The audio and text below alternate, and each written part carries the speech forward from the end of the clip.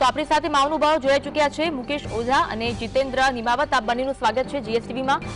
મુકેશભાઈ, પહેલો પ્રશ્ન આપને. થોડી વારમાં પ્રેસ કોન્ફરન્સ થશે, તમામ પ્રકારની માહિતી આપણે મળશે કે કેવી રીતે ઓપરેશન સિંદૂર પાર પડ્યું, પરંતુ કેવી કાર્યવાહી, કેવી જવાબી કાર્યવાહી, મુંહતોડ જવાબ પાકિસ્તાનને આપવામાં આવ્યો છે? ચોક્કસ આ ભારતીય રાજનીતિની ઈચ્છાશક્તિ અને કૂટનીતિની પ્રશંસા જેટલી કરીએ એટલી ઓછી છે.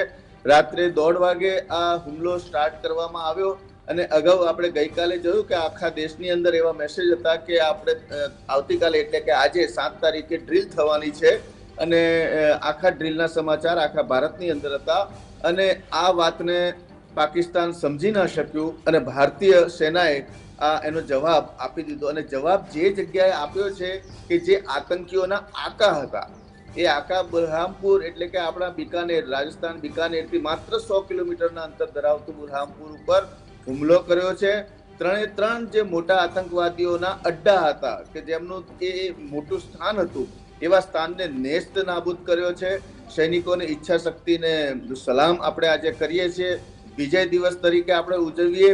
અને એક ચપટી કી સિંદૂર કી કિંમત ક્યાં હોતી હૈ, આજે એ પાકિસ્તાનને સમજાઈ ચૂક્યું છે કે જે તમે ધર્મ પૂછીને જેની હત્યા કરી, એ ધર્મ સિંદૂર લગાવતો ધર્મની શું કિંમત છે એની તમારે કિંમત ચૂકવવી પડશે ને આજે એ ચૂકવી રહ્યા છે.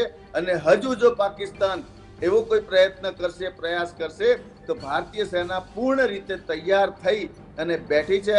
તમામ ચાહે થલ સેના હો કે નેવી હો કે એર સેના હો, બધી જ સેના જે છે એ તૈયારી રાખીને બેઠેલું છે અને પાકિસ્તાનને જડબાતોડ જવાબ આપવામાં તૈયાર છે, સક્ષમ છે. આપણે વિડીયો ક્લિપ્સ જોઈ રહ્યા છે જે પ્રમાણે જે મિસાઇલો એટેક કરી રહી છે ને 30-30 ફૂટના ખાડા થઈ શકે એટલા ઊંડાણમાં જઈ શકે એવી મિસાઇલોનો ઘાતક હુમલા થયા છે.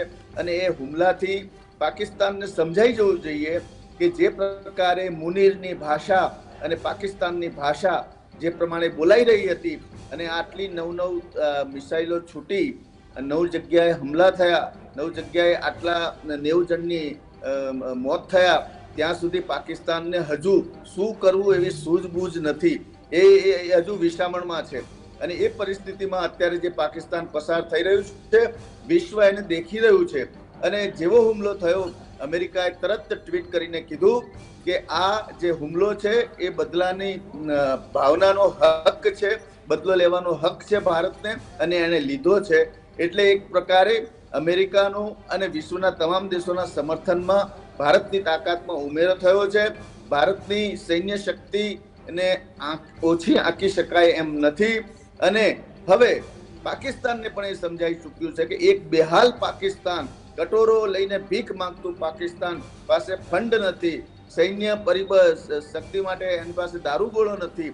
એવી પરિસ્થિતિની અંદર એને જે કુસાહસ કર્યું પહેલગામની અંદર, અને એનો વળતો જવાબ જે આપવામાં આવ્યો છે, ભારતીય સૈનિકોને આપણે સલામ કરીએ અને એમને વંદન કરીએ. એ ભારતના સૈનિકો ભારતના અર્જુન છે અને એ અર્જુન દરેક તીર નિશાનથી તમામ આતંકીઓના આકાઓને ખતમ કરવાના દ્રઢ નિશ્ચય સાથે ભારતીય સૈનિકો આગળ વધી રહ્યા છે. અને દેશ તૈયાર છે, જે પણ પરિસ્થિતિ આવે દેશ તૈયાર છે. પરંતુ આગામી સમયમાં હવે આતંકી હુમલા કરવાની કોઈ પણ દેશ ઈચ્છા ન કરે એવો જવાબ આપવામાં આવ્યો છે. પરંતુ રણનીતિના ભાગરૂપે જોઈએ, ભારત સરકારની જે 15 દિવસ સુધી આપણે રાહ જોઈ છે એ સામાન્ય રાહ નથી જોઈ. તમામ પગલાની ચકાસણી કરવામાં આવી છે. કઈ પરિસ્થિતિ ઉદ્ભવી શકે છે, કયા નિશાન ટાર્ગેટ પર લાવવા છે, એ તમામ આયોજન પૂર્વક અને સુશાસન પૂર્વક. મને તો એવું લાગે છે કે આ ભારતીય યુદ્ધ રણનીતિ વિશ્વના અનેક દેશો પણ સ્વીકારશે.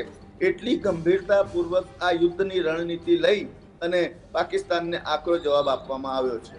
બિલકુલ, થોડી વારમાં સેના દ્વારા પ્રેસ કોન્ફરન્સમાં કરવામાં આવશે. જીતેન્દ્રજી, છેડેંગે તો છોડેંગે નહીં, આ એક જવાબ આપવામાં આવ્યો છે પાકિસ્તાનને અને પાકિસ્તાનમાં ફૂલે ફાલેલા આતંકી અડ્ડાઓને, જે રીતે ઓપરેશન સિંદૂર પાર પાડવામાં આવ્યું. સર્વપ્રથમ તો તમામ નાગરિકોને, ભારત દેશના નાગરિકોને હું ખૂબ ખૂબ શુભેચ્છાઓ આપીશ અને જય હિન્દ. આ છે જો એક સૈનિક તરીકે મારે બોલાય તો ભારત માતા કી જય. ખરેખર જે આપણા સૈનિકો, બહાદુર સૈનિકો છે, અને આપણા પ્રધાનમંત્રી શ્રી અને એમની જે કૂટનીતિ બધાએ મળી અને એક કહેવાય કે આ ભારતે તો પ્રેસ પાકિસ્તાન કોન્ફરન્સ જે ઉપર સેના દ્વારા આપને રોકવા માંગી જીતેન્દ્રજી, પ્રેસ કોન્ફરન્સ સેના દ્વારા કરવામાં આવી રહી છે. Please adhere to it. And 10:25 we start. Request to please settle down. Thank you.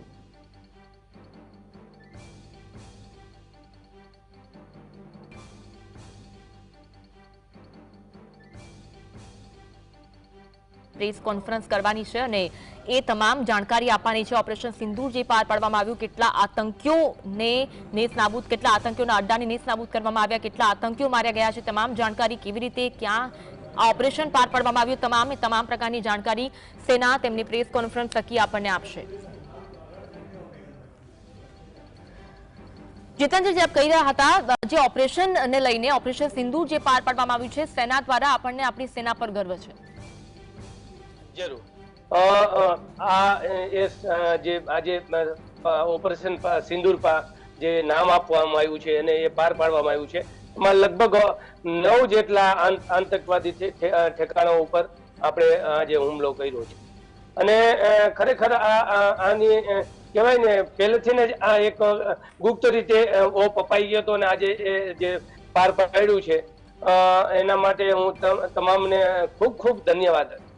અને હજુ પણ પાકિસ્તાનને જો હજુ પણ પાકિસ્તાન કઈ આ બાબતે આગળ વધશે તો એનો જડબાતોડ જવાબ આપણા ભારતીય સેનાઓ આપવા માટે સક્ષમ છે, એ પાકિસ્તાનને ખ્યાલ છે. અને અત્યારે પાકિસ્તાનની જો પરિસ્થિતિ જોઈએ તો એની આંતરિક પરિસ્થિતિ પણ એવી નથી કે એ હુમલો કરી શકે. એના અંદર આંતરિક કેટલી જગ્યાએ નાગરિકો પણ એટલા પરેશાન છે કે તમે સમજી શકો છો કે એમના જે કાલના મેં મેસેજ જોયા તો એમના જે નાગરિકો છે એ પણ આજે ભારત દેશ સાથે કે એમના નાગરિકો પણ જો ત્યાં એમના ખુશ ન હોય અને એક આંતરિક યુદ્ધ તરીકે આપણે જોઈએ તો એ નકારી શકાતું નથી. એટલે પાકિસ્તાન અત્યારે ક્યાંય ના રહ્યા નથી. પાકિસ્તાન મતલબ બધા દેશો ઓળખી ગયા છે અને અત્યારે જે આપણે ઓપરેશન સિંદૂર પાર પાડ્યું એટલે ઘણા દેશોના ટ્વીટ આપણી પક્ષે આવ્યા છે. ઘણા દેશોએ એવું કીધું છે કે ના જરૂર આ જવાબ તમે આપ્યો છે એ મતલબ એક આપણી ભાષામાં કહીએ તો યોગ્ય જવાબ છે. એટલે હું અત્યારે તો તમામ જેટલા પણ આમાં એજન્સીઓ છે એમને હું ખૂબ ખૂબ ધન્યવાદ અદા કરું છું અને એક સૈનિક તરીકે હું આજે ખૂબ ભારત દેશના નાગરિક અને સૈનિક તરીકે હું ખૂબ ગર્વ અનુભવું છું. બિલકુલ. હાલ તો ગૃહમંત્રીએ જમ્મુ કાશ્મીરના સીએમ સાથે વાત કરી છે. ત્યાં જે એલઓસી પર જે પણ વિસ્તારો રહેલા છે ત્યાં કેવી પરિસ્થિતિ છે તેને લઈને પણ જાણકારી મેળવવામાં આવી છે. મુકેશભાઈ, પણ હજુ પાકિસ્તાન છે તેને અવરચંડાઈમાંથી બહાર નથી આવતું. જ્યારથી પહેલગામમાં હુમલો થયો ત્યારથી સીઝફાયરનું ઉલ્લંઘન, તેને એક બી દિવસ રોક્યું નથી, સીઝફાયરનું ઉલ્લંઘન કર્યું અને જ્યારે ભારત દ્વારા જવાબી કાર્યવાહી કરવામાં આવી ત્યારે પણ તેને વળતું ફાયરિંગ કર્યું. ચોક્કસ બેન, હું રાતથી આ ન્યૂઝને જોઈ રહ્યો છું. જે પ્રમાણે બુરહાનપુર, મુઝફ્ફરાબાદ અને મુર્દેકીમાં જે હુમલાઓ થયા છે અને ત્યાં જે એમ્બ્યુલન્સની જે લાઈનો જે લાગેલી હતી, એટલી બધી એમ્બ્યુલન્સની લાઈનો અને બુલડોઝરની લાઈનો લાગેલી હતી, એ પ્રમાણે જોવા જઈએ તો કદાચ મૃત્યુનો આંકડો ખૂબ જ મોટો દેખાઈ રહ્યો છે. કારણ કે હજુ જે બિલ્ડિંગો પડી છે એની નીચે કેટલા દબાયા છે એનો તો આંકડો હજુ બહાર આવ્યો નથી. બીજી બાજુ કે બોર્ડર ઉપર પણ તણાવ છે અને અમુક સૈનિકો, આપણા ભારતીયનો પણ સૈનિકોને નુકસાન થયું છે એવા પણ સમાચાર પ્રાપ્ત થઈ રહ્યા છે. પરંતુ જે પ્રમાણે ત્યાં હુમલો થયો છે ને જે ત્યાંનું દ્રશ્ય જોવામાં આવ્યું છે તે જોતા લાગે છે કે આ ખૂબ જ આક્રમક હુમલો છે. પાકિસ્તાનના વડાપ્રધાને શહજાદ ખાને એ ચેતવણી આપી કે ભાઈ અમે વળતો પ્રહાર કરીશું.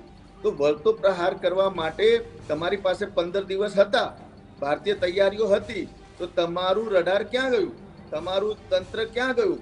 પરંતુ ધન્યવાદ ભારતીય સૈનિકોના અધિકારીઓને છે કે તેમણે જે પ્રમાણે તૈયારી કરીને જે પ્રમાણે જવાબ આપ્યો છે એ પ્રમાણે પાકિસ્તાનને વળતો જવાબ આપવા માટે કોઈ એમની તૈયારી નથી, એ અત્યારે સાબિત થઈ ગયું છે.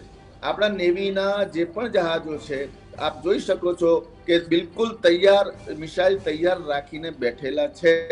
હવે પાકિસ્તાન જો વળતો હુમલો કરે, ક્યાં કરે, કઈ જગ્યા ઉપર કરે, એ નાગરિકોએ એની સાવચેતી રાખવી જોઈએ. આજે જે પ્રમાણે દેશની અંદર મોક ડ્રીલ રાખવામાં આવી છે, એ દેશના તમામે તમામ નાગરિકોને, ભારતીયોને તમામે તમામ વિગતોને ધ્યાનપૂર્વક સમજવી, સાયરનના પ્રકાર સમજવા, કઈ રીતે સાયરનનો અવાજ આવે છે, ટોપનો અવાજ હોય તો ગતિ ચાલુ છે, મિસાઇલનો વારો આવી શકે છે, અને ડાઉન થઈ જાય તો સમજી લેવાનું કે આ ઘાત ટળી ગઈ છે. ક્યારે અંધારપટ કરવો, બ્લેકઆઉટ કરવું, આ બધી, અને બ્લેકઆઉટની અંદર આપણે એમ કે ભાઈ આપણા ઘરની લાઈટ કોણ જોવાનું છે, પણ એવું નથી.